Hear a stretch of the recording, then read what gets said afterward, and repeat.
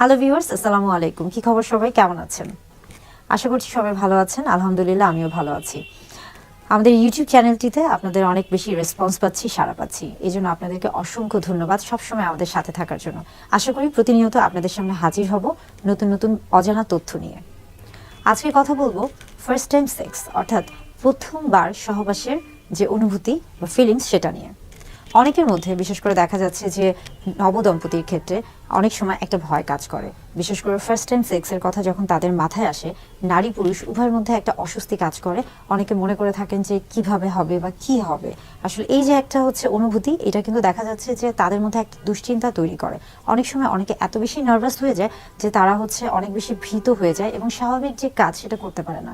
অথচ সেক্স কিন্তু আমাদের জীবনে খুবই স্বাভাবিক এবং গুরুত্বপূর্ণ একটি বিষয়। এটা মূলত নির্ভর করছে বিশেষ করে যারা প্রথমবারে সহবাসের ক্ষেত্রে জড়িয়ে যাচ্ছেন বা প্রথমবার সহবাস যারা করতে যাচ্ছেন, তাদেরকে বেশ কিছু জিনিস মাথায় রাখতে হবে। যে প্রথমবার সহবাসের ক্ষেত্রে কিন্তু বিষয়টা নিয়ে কখনোই অতিরিক্ত চিন্তা করা যাবে না যে আসলে কি হবে বা কি হবে না, বা কোনটার পর কি হবে বা আমি কিভাবে কি করব, প্রসেস, এই যে স্টেপ বাই স্টেপ চিন্তা করা, এই যে অতিরিক্ত চিন্তা, এটা কিন্তু অনেক সময় দুশ্চিন্তার কারণ হয়ে যায়। তাই এই বিষয়টা নিয়ে কিন্তু অতিরিক্ত চিন্তা বা দুশ্চিন্তা করা যাবে না, এটাকে খুবই স্বাভাবিকভাবে নিতে হবে। এবং পুরুষদের ক্ষেত্রে একটা টেন্ডেন্সি রয়েছে, অনেকে মনে করে থাকেন যে প্রথমবার সহবাসের ক্ষেত্রে স্ত্রীদের, অর্থাৎ তাদের ক্ষেত্রে একটা সতীত্ব প্রমাণের একটা বিষয় চলে আসে। বিশেষ করে অনেকের মাথায় থাকে যে প্রথমবার সহবাসের ক্ষেত্রে স্ত্রীদের হাইমেন বা যে যোনিপথের যে পর্দাটি রয়েছে সেটা হয়তো বা ছিঁড়ে যাবে, বা সেটা হয়তো বা সেখান থেকে অনেক বেশি ব্লিডিং হবে বা রক্তপাত হবে। এই যে একটা ভ্রান্ত ধারণা, এটা কিন্তু অনেকের মধ্যেই রয়েছে। তো মূলত দেখা যায় যে প্রথমবার সহবাসের ক্ষেত্রে কিন্তু বেশিরভাগের ক্ষেত্রেই কিন্তু এই যে হাইমেন ছিঁড়ে যাওয়া বা ভার্জিনিটি লস হয়ে যাওয়া, এই যে শব্দগুলো রয়েছে, এই জিনিসটা আসলে প্রযোজ্য নয়।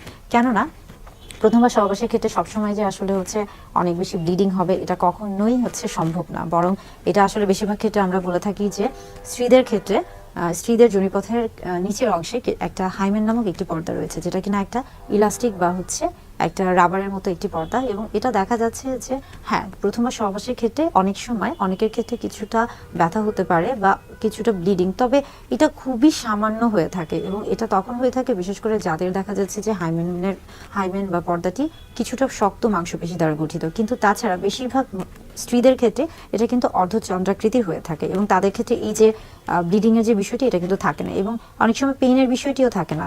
তাই সবার ক্ষেত্রেই যে প্রথমবার সহবাসের ক্ষেত্রে, বিশেষ করে নারীদের ক্ষেত্রে প্রথমবার সহবাসের ক্ষেত্রে প্রত্যেকবারই বা প্রথমবার যে অনেক বেশি রক্তপাত হবে এবং ব্যথা হবে, বা এই যে হাইমেন ছিঁড়ে যাওয়ার যে একটা ব্যাপার থাকে, এগুলো কিন্তু সঠিক নয়। আবার পুরুষদের ক্ষেত্রেও দেখা যাচ্ছে যে পুরুষরা অনেক সময় ভয় থাকেন যে তিনি পারবেন কি না, বা কিভাবে কি করবেন, বা কোথায় তিনি পেনিট্রেশন করবেন, এই যে বিষয়গুলো, এই প্রত্যেকটা জিনিস কিন্তু আসলে নারী পুরুষ উভয়ের ক্ষেত্রে জানতে হবে। বিশেষ করে দেখা যাচ্ছে যে প্রত্যেকেরই, নারী পুরুষ উভয়ের ক্ষেত্রে সহবাসের পূর্বে আসলে পুরুষ এবং স্ত্রী প্রজনন তন্ত্র বা বাহ্যিক প্রজনন তন্ত্র এবং জননাঙ্গ, এই বিষয়গুলি সম্পর্কে একটা সম্যক বা একটা ভালো ধারণা থাকতে হবে। আমার কাছে এমনও অনেক রোগী এসেছে যারা নব দম্পতি বা বিবাহিত দম্পতি, অথচ তারা জানেই না যে কিভাবে সহবাস করতে হবে, বা এই যে পেনিট্রেশনের বিষয়টি, এটা তারা জানে না। তো এই বিষয়গুলো সম্পর্কে আসলে ধারণা থাকা উচিত। আর প্রথমবার সহবাসের ক্ষেত্রে সবসময় বলে থাকি যে আসলে সেক্সুয়াল এডুকেশন বা সেক্স এডুকেশনটা সবসময় দরকার। তা না হলে শুধুমাত্র সহবাসের ক্ষেত্রেই নয়, সহবাসের পরে যে বিভিন্ন রকমের বা সহবাসের ফলে যে বিভিন্ন ধরনের যৌনবাহিত রোগে আক্রান্ত হতে পারে, এই প্রত্যেকটা জিনিসই আসলে প্রত্যেকের জানা উচিত। এবং এগুলো সম্পর্কে এগুলো থেকে একজন যেন ভালো থাকতে পারে, সুস্থ